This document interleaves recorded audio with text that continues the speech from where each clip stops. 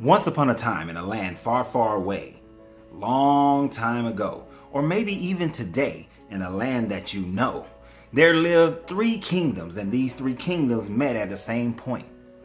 Now, in these three kingdoms, you had three kings, and these kings were also the religious leaders of these kingdoms, but they were very different. One king, he believed that you should lead your people into the creation, into God, through intellect, by knowing, through knowledge. Then there was the other king. This king believed that you should lead your people through tradition and devotion, through rituals and understanding of following a certain technique. And then there was the other king, who believed that you should lead your people to God through the emotion, through spirit, through energy, through relationships with the Creator, by knowing yourself. All three of these kings disdained the others, and all the people in their kingdoms disdained the other people within the kingdoms that they were neighboring. But then one day, each king, believing upon his own self to be true and correct, was in a forest that connected all three kingdoms. And as they were walking through through the forest, they ended up walking and meeting with each other. Now, in their utter disdain, the king from the kingdom of intellect said, "I disdain you people. You know nothing of God. You know nothing of the wisdom and the knowledge of God. You know nothing of how to intellectually conceive how God put everything on earth in perfect order. You know nothing of this knowledge. So how can you know God? I disdain you." While the king from the land of devotion said, "No, you guys know nothing of God, and I have disdain for each and every last one of you because you do not follow the rituals. You do not understand that in order to get closer to God, you have to follow certain rituals. You have to have certain items in place in order to show your devotion and your connection to the Creator. And for millennia, this is how we have done it to get to know God, so that God will appear to us." And the one who was of spirituality and emotion looked upon them in utter disbelief and said that how can you ever think that you would know the Creator when you have no relationship? You do not feel them in your spirit. You do not transform yourself into energetic beings so that you can become one with the Creator. You do not allow your emotions to be connected and feel the miracle of the Creator's presence. Who are you that you do not feel this way? You do not know God. Because in our emotions, we will experience God, and He will show Himself to us. So the three of them engaging in this conversation became lost, and it became dark and at night. And all of a sudden, a fearsome storm started raging down on them with thunder and lightning and rain. Rain that was pelting down so hard that it stung the very skin that they were encased in, that they couldn't see more than a few yards ahead of themselves because the rain was torrential and it only gave them 10 feet of visibility. And in order to escape this rain, they began to run together. But then the one who was of devotion said that, I know that there is a temple nearby. Let us go to that temple so that we can find shelter. And seeing as how this was the king of devotion, they trusted that he probably does know where a temple is.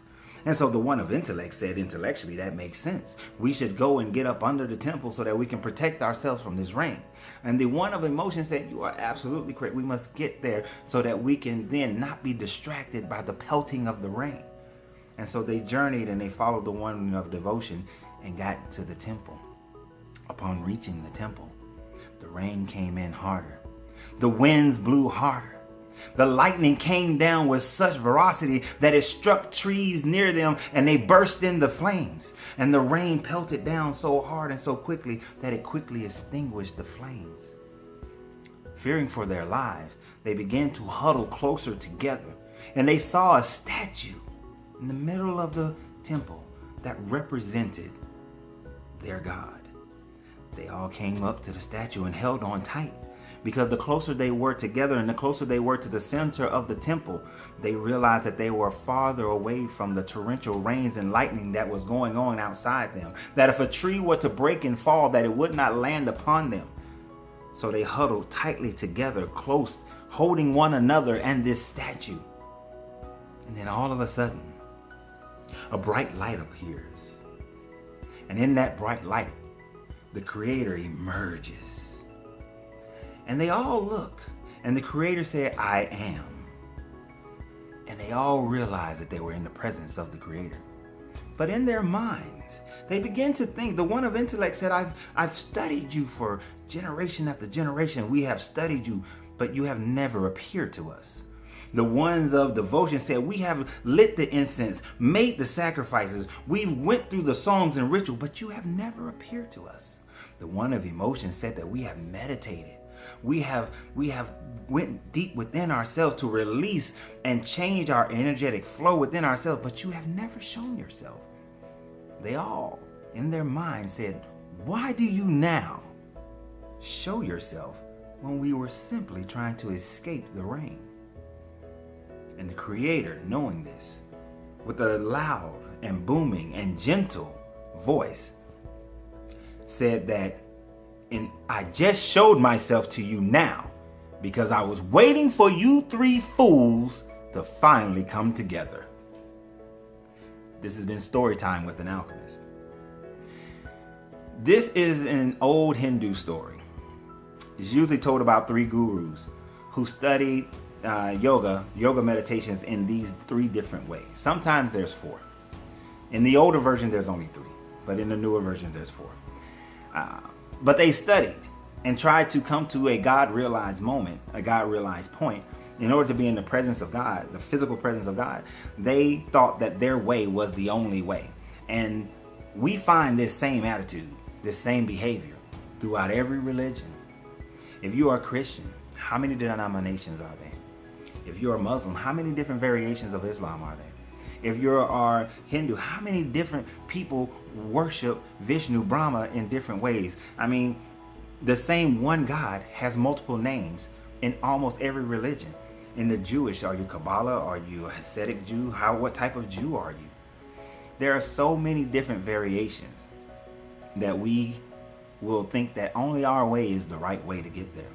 Many people believe that the Hindu worship multiple gods. And some may be able to justify that just by looking. But if you really understood the Hindu, you would know that they have but one God who goes by many different names, who has appeared in many different ways. But because these other minor deity-looking things represents that one God, they've taken it on to mean that there are multiple gods. Akhenaten decided that he was going to take Egypt back into a one God realization. Back into one. Why? Because originally the Egyptians believed in one God, but that one God had many natures. And in that nature, they created the different neters, which is where we get our word nature. And in doing so, people began to worship the multitude of what they called gods, when in truth there was one. But Akhenaten doing this upset the clergy because they began to lose power. He upset the merchants because they began to lose money. He upset the military because they began to not go out and conquest as much. And they got rid of him after 17 years. What Akhenaten was teaching, that there is but one God. And although we have created multiple ways of understanding and worshiping that God, we have lost the actual way. It is nothing wrong with intellectually knowing the Creator. There is nothing wrong with emotionally knowing the Creator.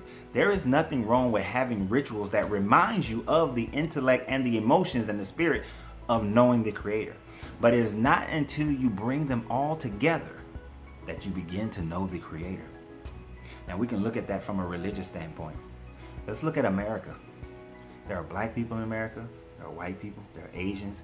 There are Hindus. There are people from all different walks of life. And America is supposed to be a melting pot headed for one goal, for one understanding, for one group of people to say that we are Americans.